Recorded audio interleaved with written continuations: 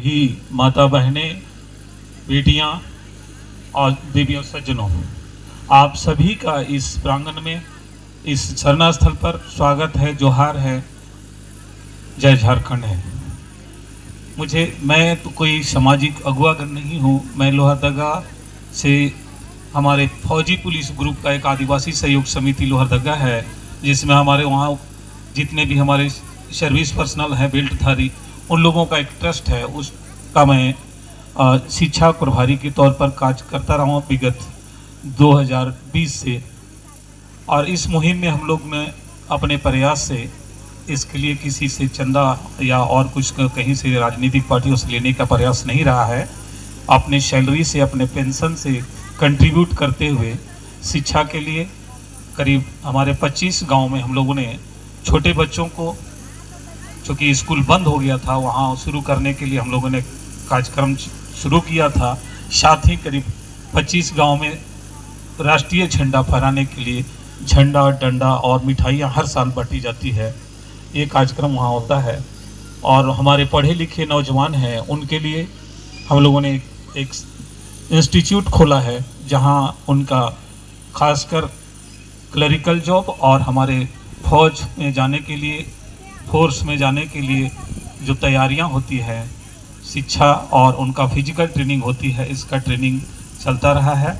और अभी तक में लगभग हमारे 45 बच्चे वहाँ से सेलेक्ट होके देश के महान बलों में, आर्मी में हो, चाहे सीआरपीएफ में हो, बीएसएफ में हो, आईटीबीपी में हो, सिविल पुलिस में हो, जिला पुलिस में हो, ऐसे जा चुके हैं। और ये प्रयास हम लोग का लगातार चल रहा है। मैं अपनी थोड़ा सा परिचय दे दूं। मैं इरगांव से हूं और सीआरपीएफ में जॉब करते हुए लगभग 33 ईयर सर्विस कंप्लीट करने के बाद एज ए असिस्टेंट कमांडेंट के रूप में पिछले साल 2025 मार्च को मैं रिटायर आया और छोटा अपनी जो भूमिका है उस भूमिका को निभाने का प्रयास कर रहा हूं। और इसी बीच यहाँ जो हमारे बाबू ने आवाज़ दिया कि यहाँ भी आना है मामा, तो कोशिश कर रहा हूँ कि मैं अपनी बातों को आप लोगों के सामने रख पाऊँ।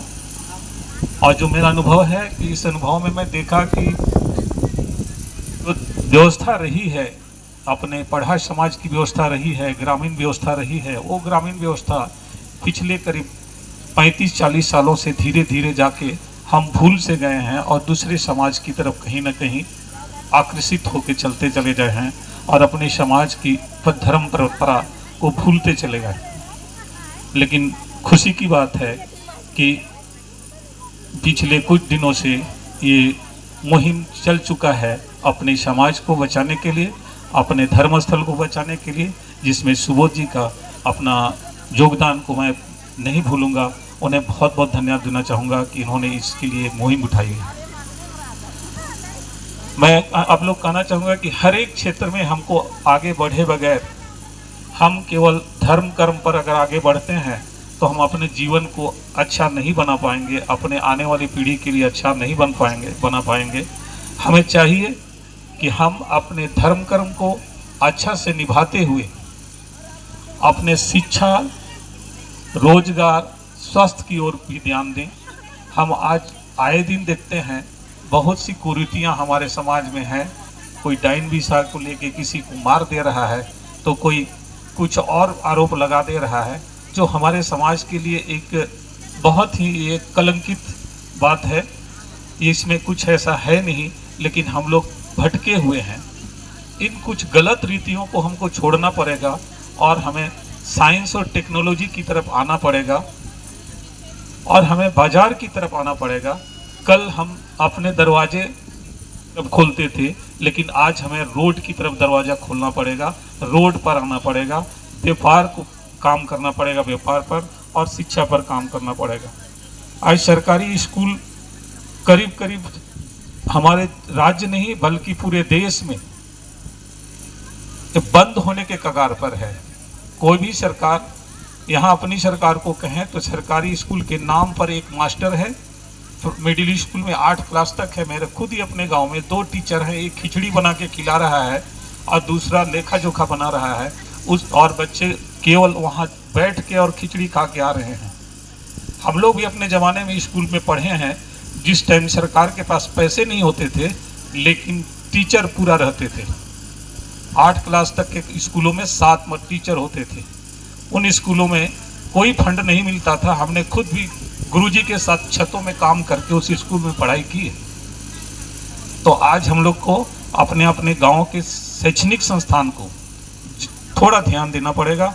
गांव के अगुवागण वहाँ के प्रशासनिक व्यवस्था के साथ थोड़ा टच अप रहें और वहाँ उनके अपनी शिकायतें बेशक उसको कह सकते हैं। आज हम लोग इतने भूखे नहीं हैं कि रोटियां अपने बच्चों को नहीं खिला पाएंगे।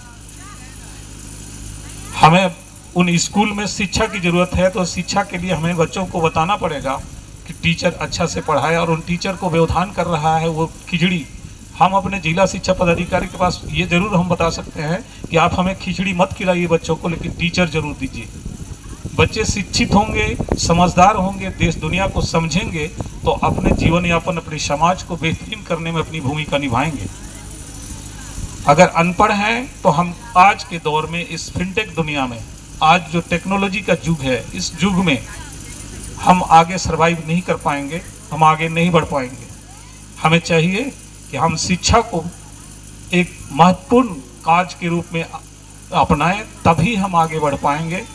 आज भी हमारी जो इस बहुतायत आदिवासी संख्या होने के बावजूद हम किसी भी सरकारी संस्थान में, ना व्यापार में हम अपनी गिनती देखते हैं तो नहीं के बराबर है।